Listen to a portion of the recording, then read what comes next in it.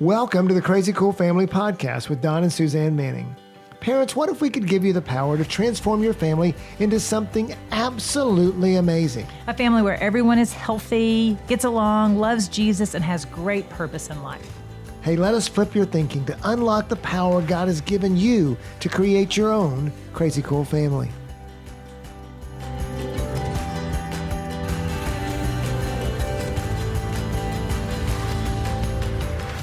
Hey, Crazy Cool parents, welcome to the Crazy Cool Family Podcast with Don and Macy Manning. Hello. Not Suzanne. Hey, we are welcoming Macy into the podcast. Suzanne is on vacation. I guess you could call it a vacation, shouldn't you? I don't think she would call it a vacation. She's helping out with granication. grandkids. Yes, doing some wedding planning for our daughter that's about to get married. And so she is away from the podcast booth. And so Macy and I are jumping in, talking about a topic that I hear from a lot of parents, and that is, my kid won't talk to me. And, you know, usually it's getting younger. I mean, you know, it could be grade school, late grade school, middle school, high school for sure, even older kids. And, you know, they're saying, you know, I just get the silent treatment. No matter what I do, they won't talk to me. And so Macy and I went through that what would you say, middle school, high school years? Yeah.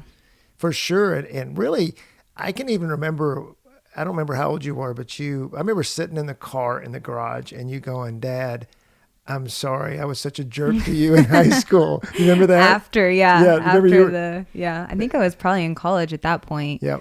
But there were it felt like several seasons, but it was probably several years where it was never a good time for Dad to be around or to talk to me or strike up conversation. It was like, it sounds so harsh to say, but it was like the biggest inconvenience to be Dawn's daughter. So harsh. But I just have very strong memories of, it was around the time when I got my own room. Because Madeline and I shared a room when we were little, and then Kinsey and I shared a room a lot through elementary school, middle school. It was probably 8th or 9th grade. I finally got my own room. We painted it purple, and I just had my own space. And every day, without fail, Dad would come in. Hey, Macy, how was your day? Did you make a good grade on this test? And da-da-da-da. And I'm in the middle of math homework or just got done talking to my friend or texting this boy I liked, and my heart's all, whatever was happening in high school. And I just was like, hey, Dad. Oh. Well, and one of the things we talked about in, the past is that I did it on my own time. I would come in after work or whatever it would be. And maybe I didn't wait until the proper time. Of course, I didn't even notice that, it was like, hey, and I'm an external processor. I love to talk to people. Macy's an introvert, loves to be alone, loves to be by, just be by herself, process things. And so it was just this, and I felt, so she was talking about how she felt in the process. I would always feel like I was doing something wrong, that I wasn't, what do I do? Or it doesn't work. And, and so and I would invariably, we were just talking about this, that I would leave with this look on my face of, kind of this, okay. Puppy dog with his tail between his legs. I'll try tomorrow. Yeah, I'll see you later. Okay. Sorry for bothering you. Yeah. And of course it made me feel horrible. Every time he'd come into my room and I'd blow him off, or I remember there were specific times where I'd be like, Dad, I have to do this. I cannot just talk to you. Please come back later. And it just was that feeling of wow, I'm the worst daughter ever for blowing my dad off, but also, his fault for coming in at the wrong time. Well, and in all of this, Macy's a great kid. I mean, she's a godly young lady. She's making good grades. She's not, there's no, and there's no huge issue there's no huge barrier other than just relational that's happening. So, parents, we want to talk about it, and that's just a great example. And one of the things that can happen in any relationship with kids, I remember with Michael, our oldest, he was super angry with me for a while. And so it made our relationship very tense, and we didn't talk much for a year, it seemed like. And so, or with Molly, our oldest sister, there were times where like she would like not tell my parents things or Right. keep things from them. So then she seemed super distant because she was actually hiding something. And when it came out, it was not great. But that could even create like tension. There's lots of reasons kids can feel far from their parents. So let's explore that a little bit, parents. Let's talk about, and I want to hear this from Macy because it's been a long time since I've been a teenager. But what is it? What are some reasons that if you can understand the why behind it? I mean, there's so many reasons why a teenager may not talk to their parents. What are some of those? Yeah. I mean, these are common phrases you might hear a lot, but Mom, Dad, you don't get me. Like, you don't even understand me. Like that's a real issue that parents face, is a lack of understanding one generation to the next, like the digital piece of it, the technology piece of it. There's like this whole other world out there that parents can feel pretty left behind. Like, what the heck is a TikTok? And parents, the kids they're creating their own independence. Yeah. So they are, and from 14 to maybe 24 even, hopefully, it just depends on the kid, but parents become really kind of dumb, to the teenager. Yeah. You don't understand, you don't get it. You're so old. Yes. I am I am learning things that you don't know. Yeah. And I'm smarter than you. Right. I'm more relevant than you. It can go on and on. But basically what it boils down to is there's a disconnect in understanding, and there has to be a pursuit on both sides, honestly, but at least from the parent to be like, okay, you don't think I understand you? Great. Help me understand you. Like, let's bridge that lack of understanding. Well, and also I think that, I know younger dad, Don, was much more of a lecturer, much more of a, less of a listener. And so I think that I had trained you guys that when I came in and you told me something, I was going to then teach you something that was going. So it's like, who wants that? Yeah. Who wants a person in their lives as they're becoming independent that's going to lecture them every time? And it sounds harsh, but it's like, if you are trained, if you as a parent come in and you lecture, then you're training your kid to not share stuff. Because if you come in and they say, oh yeah, I was like really not paying attention in class today, and then you go off, well, they're not going to tell you about not paying attention anymore, because it creates, and that's another issue.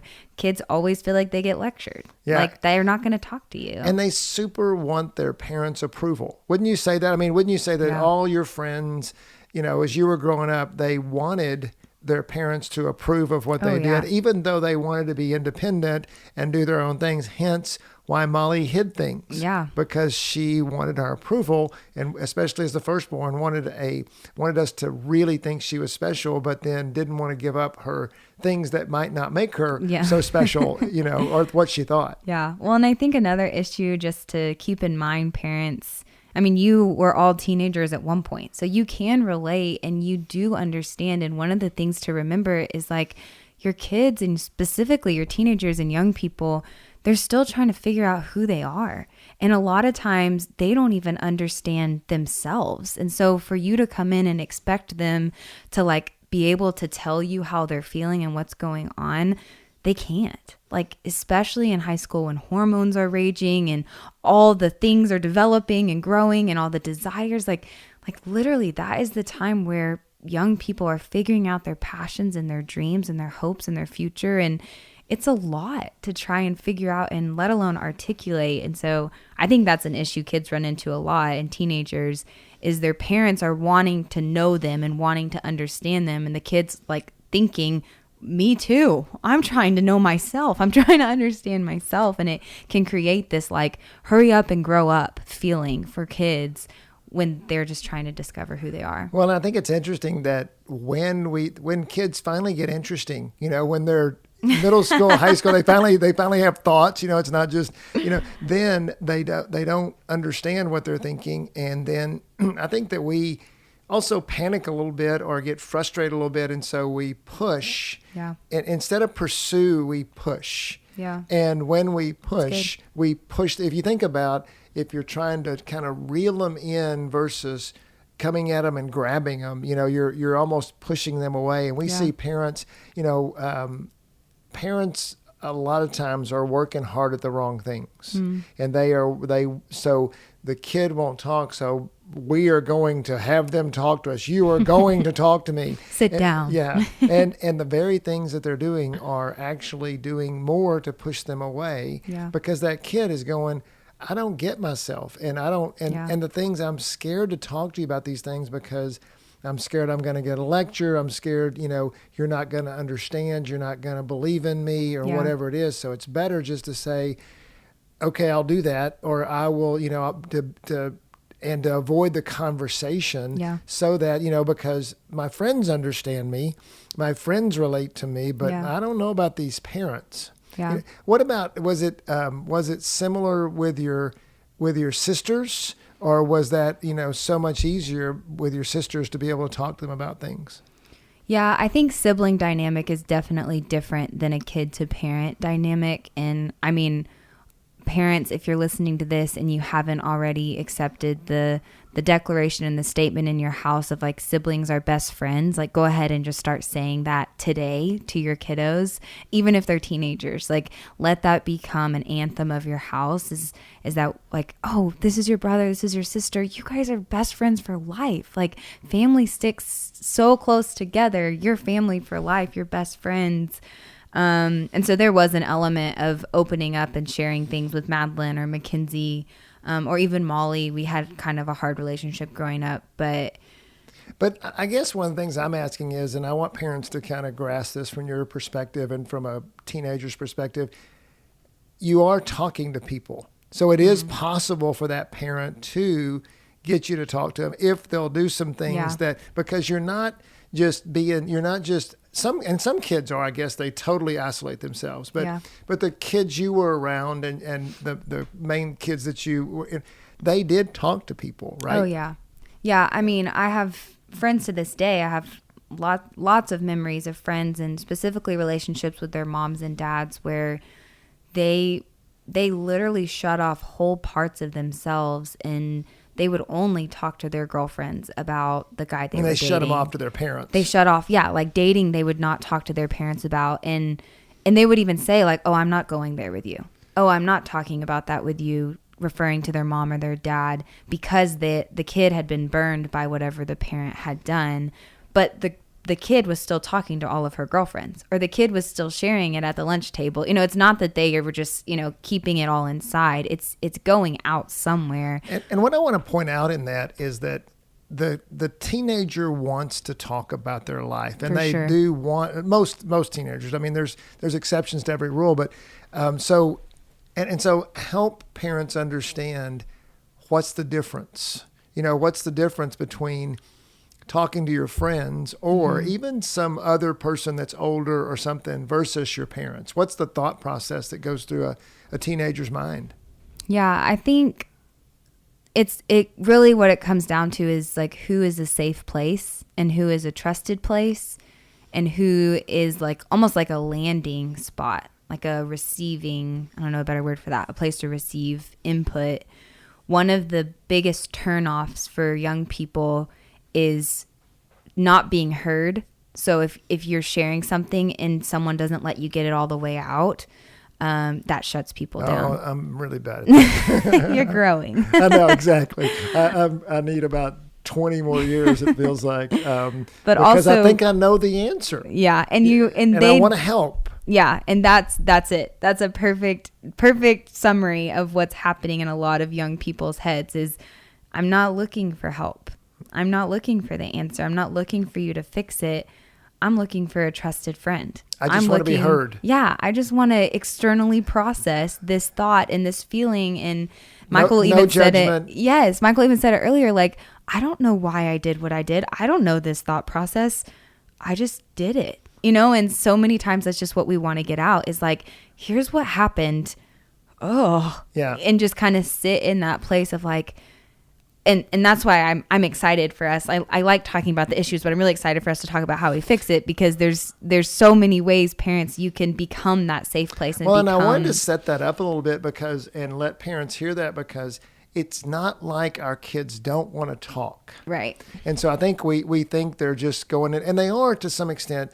Suzanne says that they go into a cocoon because they're, they kind of become like a 2-year-old again. They need more sleep, and they are doing things that are normal teenage things, but they still want to talk and process. And if you can, so it's a matter of figuring out some things, some strategies to help, and it's hard. Yeah. So parents, just because something's hard doesn't mean it's not worthwhile. Oh yeah. If it's hard, it is worthwhile. Usually those are the things worth fighting for, is the hard thing. And so I see a lot of, and so as we transition a little bit into what you want, where you're going is into what to do. One of the biggest things is just to keep pursuing. Yeah. So to give you some hope, Macy and I, we like each other. We do. Absolutely. And almost all parents, when they pursue well their child, there's bumps in the road, there's things, especially in those teenage years, but almost always it comes around. Yeah. It's almost like I want to say to all the parents, if you'll pursue it right, this too shall pass. Well, and you were talking about earlier in the podcast, we were sitting in the garage together in your car, and I broke down and I repented and I said, I'm so sorry for, the cuss word I was to you all those years in high school. And I think, honestly, if I remember correctly, what unlocked that was you started telling me how proud of me you were. And you started telling me you loved me and like the daughter and the woman I was becoming. First time I'd ever done that. It was like really impactful. Right. And so even that word pursue can feel kind of daunting and too vague. And so let me just zoom it even more in for you parents. Like, start telling your kids how amazing they are. Start telling them how proud of them you are. Like dads, if you're listening to this, there is nothing better that you can do for a daughter, and I believe a son, this is my perspective, a daughter, then like look them in the eye and say, hey, I'm so proud of you. Like you are valuable to me. You are worthy to me. Like giving them those words of affirmation, it's like supernatural what it does in your heart. And it feels like, and again, I'm a dad, so I'll relate to dads, but it feels like you have to do it a lot for it to penetrate. Yeah. That so often, it's like, the reason I joked about that was the first time I'd ever done it. I was like, I felt like I was, really telling especially later in parenting, later in your teenage years, that I'd learned a lot about encouraging and telling them, but it seems like it's got to penetrate all those insecurities. It's got to, and it takes a lot of that. And that one lecture or that one disapproval, it takes 30 times to overcome it, it seems like. And so it's got to be a way of life that you are speaking life into especially dads, like you're saying, dad, we're talking dad to daughter here. Dads to your daughters is going, man, I'm so proud of you. In spite of the fact that they may have done some things that disappoint you. They may, you don't know, where they're at, but or maybe you do and you don't like it, but it's like, still, God made them, they're wonderful, and you are so proud of them. Yeah. And just even, I'm thinking of like all these different visuals and examples of like, what are things you do every day? You brush your teeth every day. You go to the bathroom every day. Hopefully you work out or do something active every day. You eat every day.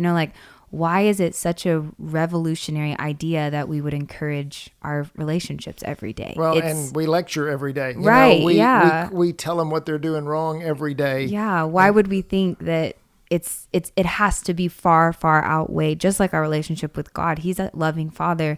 Every chance you give him, he tells you he loves you. We give that away to our relationships too. We have to. It's the only way to cultivate those strong relational connections. Yeah, I think...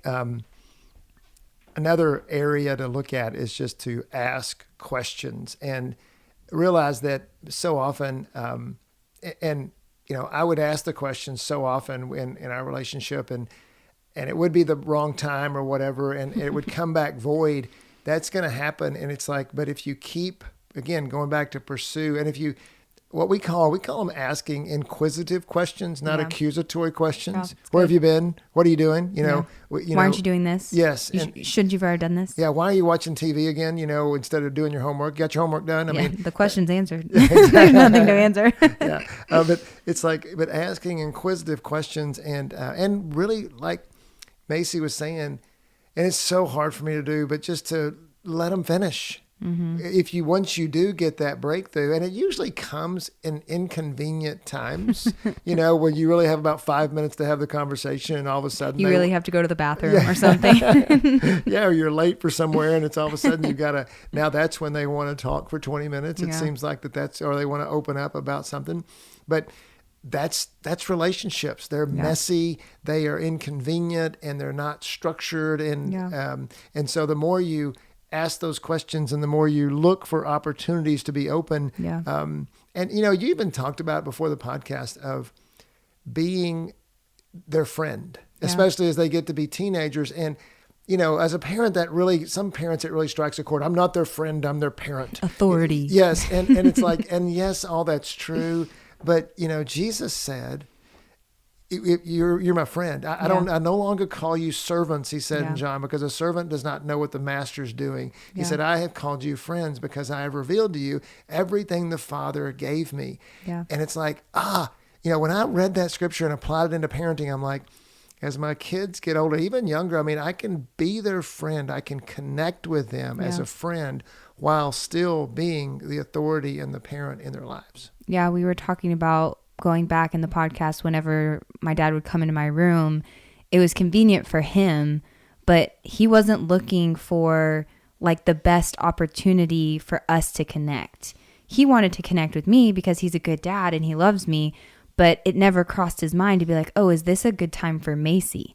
Oh, is this the best time to pursue her heart? Is she the most available to like build our friendship? And one of the things we did a little bit later in high school, I kind of started to realize like, oh my goodness, I'm going to college. Like I'm moving away. And so me and my dad went to breakfast a couple different times and that was so fun. That was a set aside time for us to build our friendship. And we talked about finances and we talked about college and we talked about boys, and all these things came out of those conversations that built our friendship. But it was through like that personal quality time together. It wasn't just like this passing. Sometimes, and maybe this is a little bit harsh too, but sometimes parents, they can feel like for kids, if you're just trying to like talk to them on your terms, it can feel like you're just like checking a box. Like you're my kid and I know I'm supposed to connect with you. So, hey, how's your day? How you doing? And it can come across and like kids are not dumb. Like we're observant and we're in tune. And so we can tell like, oh, dad just asked me how's my day, but then he picked up his phone. Right. He's really not that interested. He doesn't care. And why am I about to share my heart and about my feeling great and about this guy who made me feel like an idiot? Well, he doesn't care. I'm either going to not get listened to or I'm going to get lectured about it. Yeah, it's a lose-lose. Yeah, exactly. Yeah. Instead of, so parents, what we're trying to say is, and realize I am not the best at it at all. I married a relationship ninja, but in my wife, but she's amazing at it. But I've had to, it's almost like learning to play golf or something. You're just, if you can, if the parents that are out there who are not very good relationally can relate, man, it just takes a lot of practice. Yeah. There's frustrations. You think you got it down and then you put a shot in the water, that's kind of what happens. It seems like. And then I think the other thing that really helps is for the parent to go, hey, I'm sorry. I want to, and really just to say things like, I'm sorry I lectured you, or I really want to connect with you. I believe in you. Many times, one of the things that helped me as a parent is I would tell my kids a lot, hey, would you just remember I'm for you? Yeah. I am for you. I am out for your best interest. Yeah. I want the best for you. I want to help you find out where God is speaking into your life. Yeah. And so just saying things like that instead of, what you're not doing, if you don't do this, you're not going to, get a good scholarship or whatever it is, how are you going to be a good baseball player or whatever it is. If you can just flip those statements, even that can start to break open the relationship. Yeah, so good. And just be encouraged that pursuing takes time. Like my dad said, it can be hard, but you will see breakthrough. Like me and my dad are an everyday testimony. One of my favorite parts of getting ready for my wedding almost a year and a half ago was getting to practice my daddy-daughter dance in the kitchen with my dad. Like it was hilarious to watch our different personalities come out, and he wanted to lead and I wanted to lead. And I was like, what you just watched it all come out in our relationship that we'd built of like, this is exactly what dads and daughters are supposed to do. They're supposed to be blunt, and they're supposed to be silly, and they're supposed to be able to talk openly and share their emotions and be heard and be seen. And so if that's like a dream in your heart as a mom or dad with your kids, you're like, oh, I just long to have a good relationship. Keep pursuing, keep asking questions, get your eyes up and open and look for opportunities to talk to them on their terms when they're ready, not when it's most convenient for you. And really do focus on building a friendship more than you lecture, and building a relationship with your kid instead of just bossing them around or telling them what to do. I think one of my favorite things my parents say is, hey, we're in this for a long time. Parenting and loving your kids and building a family, it takes years, it takes decades. It's a full-time job, and it's the best job you're going to get to do. And so I just encourage you parents, if your kids are never going to say it to you, let me say it to you. Like, you're doing the very best you can. Keep pursuing that silent kid. Keep pursuing that distant, closed off kid.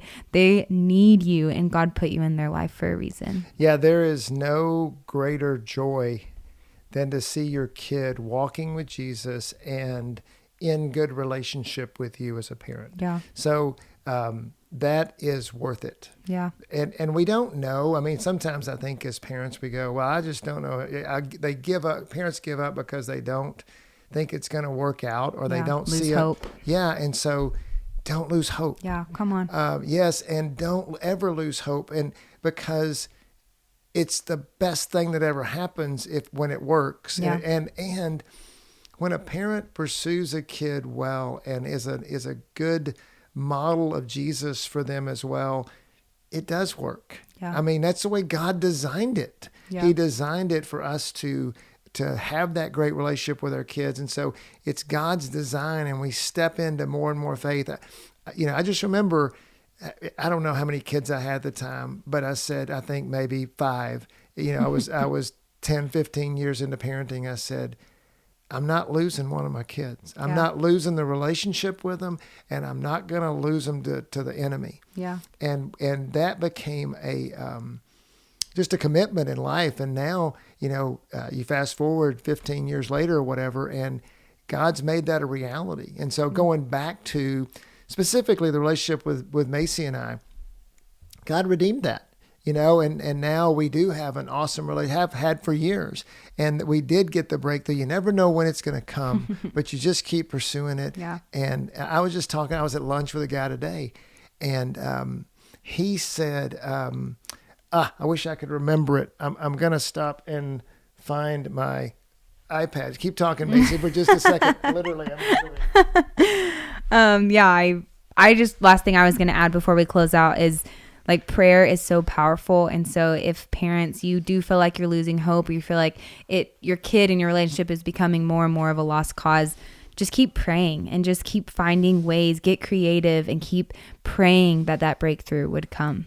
This parent was talking about his kid's 21 now, and the kid, good kid, spiritual kid, but just questioning his faith a lot.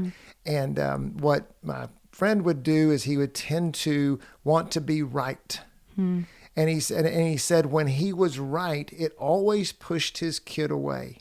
And so his statement, he said that I wrote it down because I'm going to make a post out of it. I'm going to teach it to parents. He said, just keep the conversation going, because keeping the conversation going is more important than being right. Wow.